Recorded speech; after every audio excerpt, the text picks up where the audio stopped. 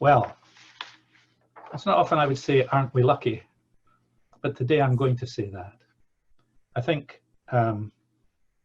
we have a wonderful guest speaker in Laura Brown.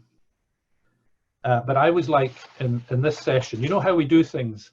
Somebody shows up and we clap politely, and then we do other things and we clap again. So I was wondering, for this, we've got our formal claps. And what I'd like, if you're willing to do it, I would like to welcome Laura, and we can formally clap just by putting our hands up like that and smiling nicely. Is that okay? Welcome, Laura. Now, there's another one that I would like to introduce. When you're feeling polite but not inspired, what you do is you make a face and you go, But you don't have to do that yet, and I hope you'll not do it at all. But no, don't do it at all, please.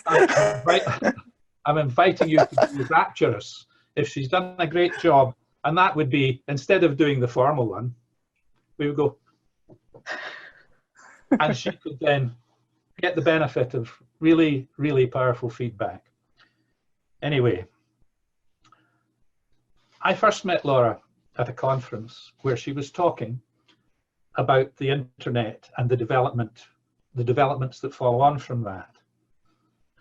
And it was a wonderful talk.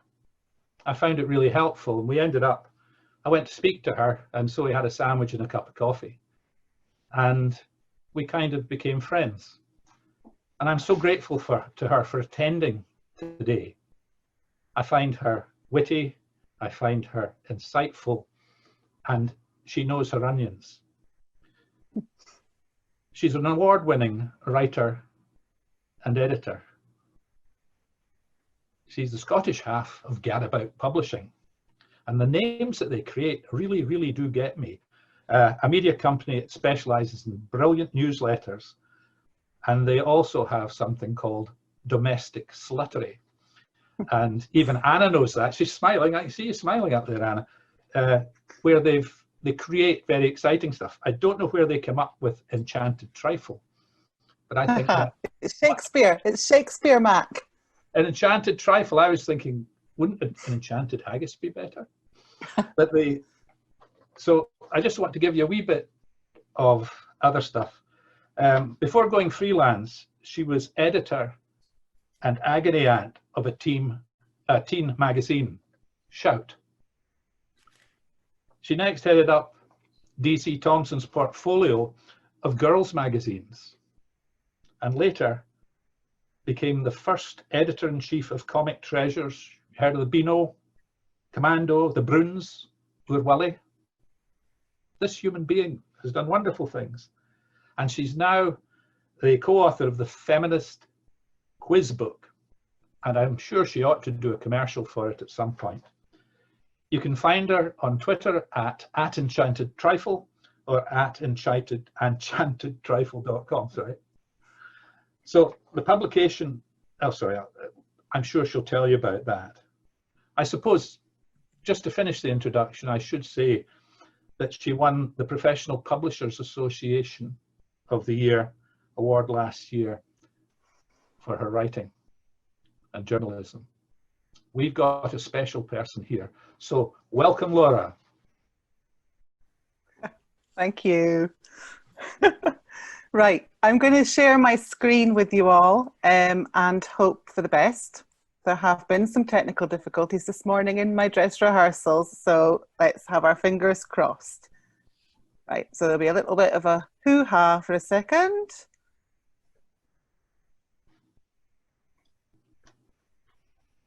Okay. Yep. Can everyone see that? Yep, great. Okay then. So I have been asked to talk to you today about the changes that I experienced in the publishing industry during my career as editor of teenage magazines, as the editor-in-chief of children's comics, more recently sending newsletters about delicious potato recipes and women through history, and even more recent than that, writing on Instagram every day about weird and wonderful tales from Scotland's history. So to kick us off, I'm going to take us all back to the obvious starting point, which is 2,000 years ago on New Zealand's South Island. And here we meet the Haast's eagle, a bloody great big bird who weighed 13 kilos, had a wingspan of up to 3 meters and talons as big as tiger's claws. Now, it hadn't always been that large, the Haast's eagle. Over the course of 1 million years, it had evolved from a bird the size of a squirrel. And it had become this veritable mega beast in order to prey on the mow, which is the poor, unsuspecting, flightless bird that you see there. So life was sweet for the Haast's eagle. It was top of the pecking order. It had no competitors. It was a poster bird of evolutionary success. Until, that is, the human beings moved in 700 years ago. And they took one look at that mow and they thought, I think that looks like a tasty Sunday roast. And before the poor Haast's eagle knew it, they were all gone. However, the Haast's eagle had grown so big and so powerful, but it was left with no choice but to starve to death because it hadn't adapted to catch new prey. It had essentially evolved itself into extinction. So, what can we learn from the plight of the Haast's eagle? Well, we can't predict the future. Number 2, we definitely shouldn't put all our mow eggs in one basket. We mustn't lose sight of our purpose. Bigger isn't always better. We have to be nimble to survive. And finally, and maybe most importantly, always be wary of hungry humans. We need to be more like the German and Spanish mice who have become resistant to poison. We need to be more like the bionic bed bugs that have grown a hard shell, or more like my favourite, the African bullfrog, who's adapted to arid conditions by cocooning himself in a shell of hardened mucus. Sorry, hope no one's on their sandwich break. Burying himself underground for up to 7 years until it rains, when the rain will dissolve his strange little underground home and he knows it's time to go back up. So my own career as a mucus cocooned frog began in 2005 when I got a job as the editorial assistant on Shout. Now, my friend cut this ad out of the local paper for me. And despite being 2 months too old, because there was an age limit in those days, I decided to apply. Despite never having read a teenage magazine before in my life, I didn't rectify that in the run-up to the interview. So I took that baseless confidence with me throughout the interview process, because I thought to myself, well, I can see a double space there that's not meant to be there. So I'm exactly the kind of insufferable pedant that they must want on their team. 3 interviews, an eye examination, a drugs test, and a medical that was so thorough, my doctor actually genuinely asked me if I was training to be an astronaut later. And I somehow managed to get this new and exciting job. Now, when I joined publishing, the glory days of magazines were long gone. In the 1950s, the Beano could shift 2 million copies a week. In its 1970s heyday, Jackie could definitely shift 1 million copies a week. However, it was still a brilliant time to be a teen magazine journalist. We were in that sweet spot of the fledgling internet age, so it wasn't a massive threat yet, but it did help us, a team of extremely enthusiastic journalists in the middle of Dundee, keep our finger firmly on the pulse. The newsstands were still full of our competitors, which, contrary to popular belief, was a great thing, because without rivals, there was no teenage magazine sector. And our jobs were endlessly fun. So one of my main tasks was to make up the horoscopes. I'm extremely sorry to shatter your illusions, But when we said that luck was lurking behind a green door, it wasn't because I'd read it in the stars. It was simply because I was looking at a green door when I was writing that copy. And I interviewed countless celebrities, from One Direction to Jedward. I was sent on press trips to far-flung places. Picture agencies sent us crates full of wine to say thank you at Christmas. It was exactly as I imagined being a teenage magazine journalist would be. But along with the capers and along with the blonde-haired, boisterous Irish pop duos and the trips to Los Angeles, we had a serious mission. And that was to make the lives of teenage girls just a little bit easier. And because of my advanced years, I was 25 at the time, I was put in charge of editing the problem pages. And eventually I became the agony aunt. There I am. And being the agony aunt of a teenage girls magazine meant that I was frequently accosted on the number 28 bus in Dundee, with teenage girls loudly asking for advice about their periods. I was asked in newsagents by shy, starstruck teens if I would sign their magazines, and my mother would go to WH Smith in Elgin every fortnight and wait for the shelf stackers to be putting shout on the shelf and then tell them at length about how their daughter was photographed inside. And being the agony aunt of a magazine truly gives you the best insight into your readers. So they didn't really tend to write in about the fashion features, even if those fashion features had been shot in Miami and featured a pair of Pomeranian dog models, which I was invoiced £700 for. They didn't write in about those things, but they wrote to me on the problem page in their droves. I got hundreds of letters every week. But by the time I became the editor of Shout a few years later, the landscape had changed so much in such a short space of time that we were actually due another makeover. We'd just had one when I joined the team, and it was time for another one already. But this time around, it was much harder to know how we were going to evolve in this ever-growing digital world. So we got all new social media channels. We had an all-singing, all-dancing website, and then we had to stop and ponder, how were we going to get our readers to actually read the magazine? We'd go to market research and they would tell us, we don't really know what a magazine is. So that was really heartening. And then we'd go to other market research and they were all readers, and we thought, yes. And they'd say, yeah, our favourite features are the advertisements. And I'm like, oh no. And it started to feel like they didn't need us at all. They didn't need us to tell them the gossip, because by the time the gossip hit our pages, it was long out of date to them. They didn't need us to tell them that they weren't alone in the world, because they could connect with girls like them at any time of day or night with no problem at all.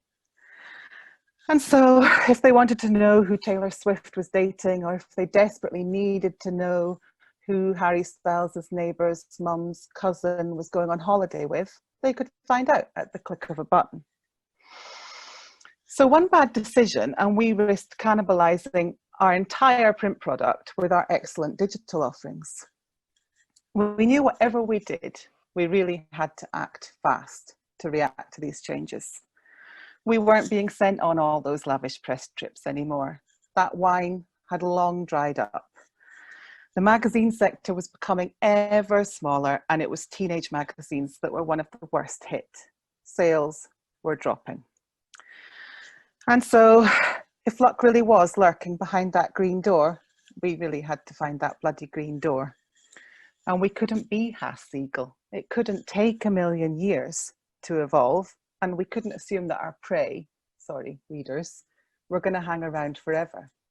As it was, they only stayed with us for 3 or 4 years before moving on, because no one starts reading Shout at 11 and is still reading it 20 years later, apart from that one woman, but the less said about her, the better. So we were constantly having to attract new readers. We were constantly trying to get their attention while also coping with the unavoidable truth that they simply weren't visiting the shops where Shout was on sale. So the words relevant and current kept coming up when we had meetings with the higher ups. And all they could really offer us was 23 pence of budget and 7 days to relaunch an entire magazine. They would give me a pat on the back as I left the meeting room, which really said, "Don't muck this up, sweetheart." So we weren't sure what to do, but many people said to us, well, the problems, the true life stories, the embarrassing moments, they're all so fuddy-duddy and out of touch now because girls don't need to know that stuff. But deep down, we on the team thought, well, no, they do need to know that stuff. They really do. They don't need the weird and wonderful distribution methods. They don't need the exotic packaging that people were coming up with, which included rolling up the magazine and putting it inside a Perspex tube. I'm not sure why. And yes, they could see what their favourite celebrities were having for breakfast, but they could find out advice about a weird lump that they'd found. But they had no way of knowing whether that advice was real and whether it was helpful. So actually, we had been current and relevant all along. We just needed to make ourselves more accessible. And so we did. We changed the way that people had to write in with the problems. So they didn't have to write a letter, find a stamp, walk to the post box, which was just prehistoric to them. They could just email in their question. We put up problems online that they could offer their own advice and experience to. And then they would be published alongside my advice in the magazine. So it was just kind of what they were doing in real life anyway, but it made them feel involved. Our true life stories were now about topics such as anxiety and depression and reflected the things that were happening to them in real life. And the tabloid details that we had once featured were no longer in there. So the girls' experiences remained at the heart of the magazine, and that's how they knew that they could trust us, that we were the definitive source of information. And so Shout lived to see another day, and it lives to see another day. We didn't even have to change our distribution method. We didn't have to go for the gimmicky Perspex tube, because nothing at all on earth will stand in the way of a teenage girl and her life-size poster of a YouTuber. So they would endure that tedious trip with mum to the supermarket so that they could get Shout, which is the biggest honour of all, really. But after a wonderful decade on Shout, it was time for me to move to some other publications at DC Thomson, and I became the editor-in-chief, the first woman editor-in-chief, as Max said, of the Bruins, no relation, Beano, Commando and Urwully. My working life changed dramatically overnight. So I went from lip glosses and Little Mix to Minecraft and menacing, and I realised very quickly that the hormone-ridden hysteria of a teenage girl is absolutely nothing compared to the wrath of a 52-year-old man demanding to know why his favourite racist character was dropped from the Beano 43 years ago. I had to hear about every taxi driver in Dundee whose uncle had a very rare first edition of the Beano in his attic. And I soon had to field emails from a small but very persistent band of Commando readers who wanted to know that political correctness, which I'm sure you'll be unsurprised to hear they thought had gone mad, would mean that a woman, me, would start just writing about the Wrens in Commando. I had to reassure them that no, that wasn't the case. But my most important and daunting task was that the task of relaunching the Beano completely with a whole new style was on my shoulders. Okay, so to give you some context of what that involved, I once went to a talk with the art director of The New Yorker. And he spoke about how when they relaunched The New Yorker, he changed a tiny bit of the font. It was imperceptible, he thought, to anyone except graphic designers. And that's what he thought.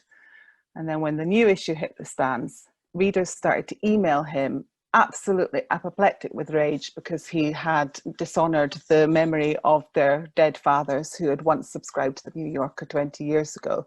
So he was wrong about people not picking up on the changes, but he had an easy life, honestly, compared to us trying to change the Beano. Because not only did we have our loyal band of young readers, our famous readers, we also had a team of directors, most of whom could remember the very first issue of the Beano. We had a whole digital and television team in London who were revamping the Beano's online and television offerings, and they were the whole reason we were revamping the comic in the first place. And everybody had very different and very loud opinions.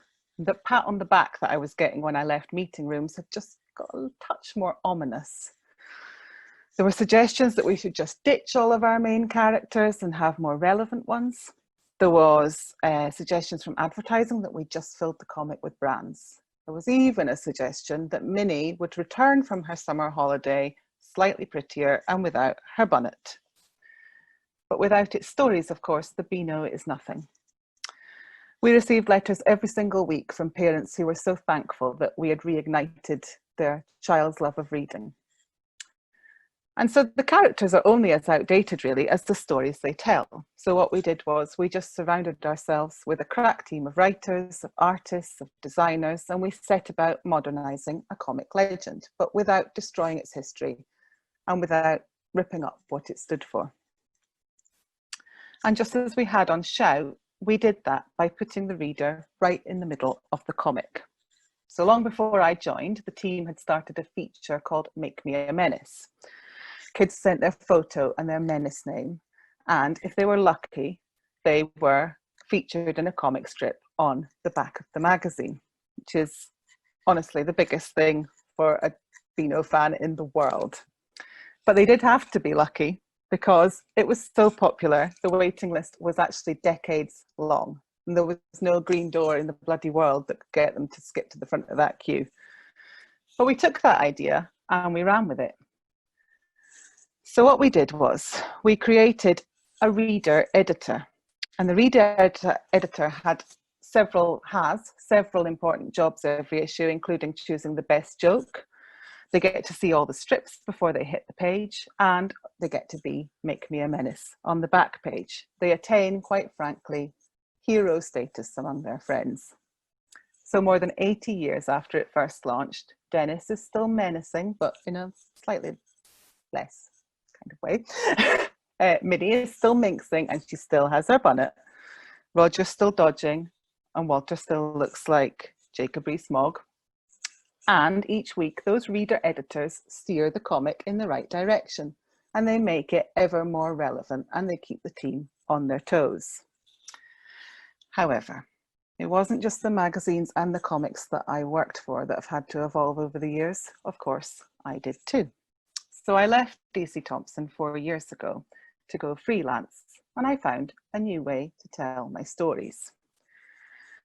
I started Gadabout Publishing, which specialises in newsletters, with my friend Shan, and she started the original Domestic Sluttery blog. And that was back when lifestyle blogs were the future. It was one of the first, and I wrote for it on the sly without DC Thomson knowing. Shouldn't have said that because you're recording this. I'll probably get some sort of backdated disciplinary action. But I wrote for it on the sly, and when it closed a few years ago, we were all very sad, but it was the right thing to do because it wasn't fun anymore, and we were beholden to social media to promote the work that we were doing, and then we were beholden to social media's algorithms to then hide all that work from everybody. However, we did miss it. So in 2016, when I left DC Thomson and was looking for something new to do, we'd started to talk about bringing it back. But then the future had already become out of date and a website just didn't really feel right. So we hit upon the idea of bringing it back in newsletter format. And that also came back to the idea of trust and putting the reader at the heart of things. People were busy, they still are. They don't want to spend half an hour looking for an article to read. They don't want to then be confronted with a very angry comment section at the end of that article. So they get all the best bits of what they wanted to read winging into their inbox every lunchtime. And newsletters were pretty new when we first started, but in 5 years' time, they might be completely outdated and old news, in which case we will just do what we always do and adapt and evolve, which is indeed what we're doing right now because Domestic Sluttery is on hiatus. So if you do subscribe, don't expect any emails for a while, but we're working to rebrand it and relaunch it even better. So, as well as creating newsletters, I also write for magazines such as The People's Friend, Platinum, Scots Magazine. So I'm lucky enough to still be able to see what's going on in the industry. And sadly, like Cast Eagle, some people simply haven't been able to survive the competition of the internet.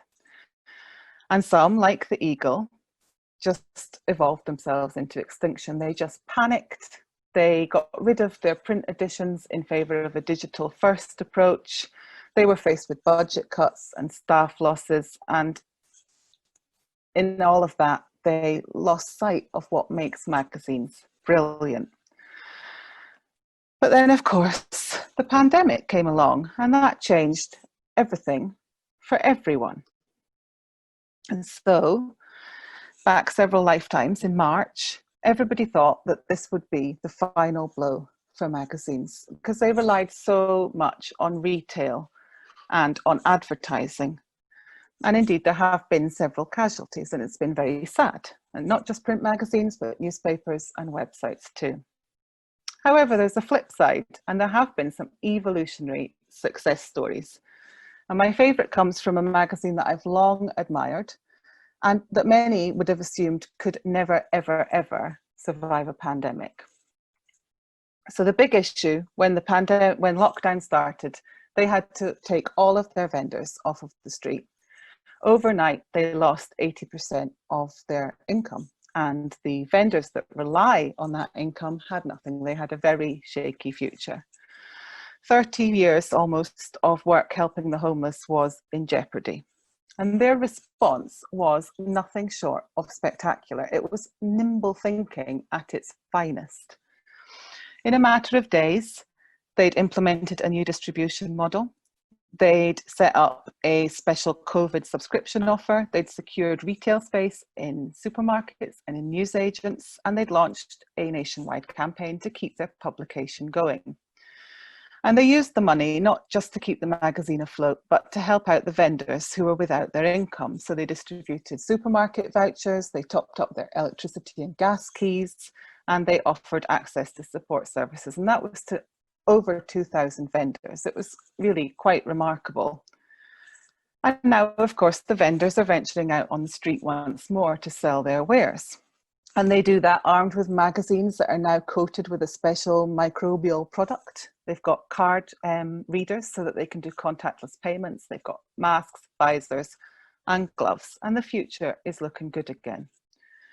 And other magazines across the globe also reacted pretty nimbly to the pandemic in different ways. So some had very striking covers that reflected our new reality.